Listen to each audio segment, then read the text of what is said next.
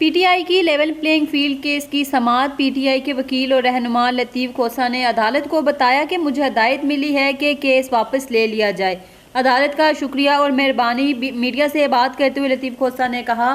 اور اس کی under taking جو ہے اٹارنی جنرل اور الیکشن کمیشن کے جو وکلاء تھے انہوں نے بھی دی تھی، جو بھی ایک فیصلے کا حصہ متصور ہوتا ہے، تو اس کی چونکہ دھجیاں اڑائی گئیں واضح طور پر اور تضحیق کی گئی سپریم کورٹ کے اس فیصلے کی، جب ہمارے امیدواروں کو جو ہے کاغذات نامزدگی داخل کرنے سے مانع کیا گیا،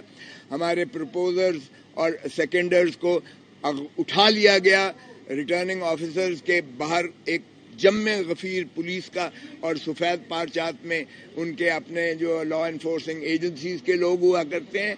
وہ موجود ہوتے تھے اور ان کی رسائی ناممکن بنا دی، جس کے لیے کئی ہمارے امیدواران نے ریٹیں ہائی کورٹس کے مختلف بینچز میں سارے پاکستان میں کی، اور جس وجہ سے پھر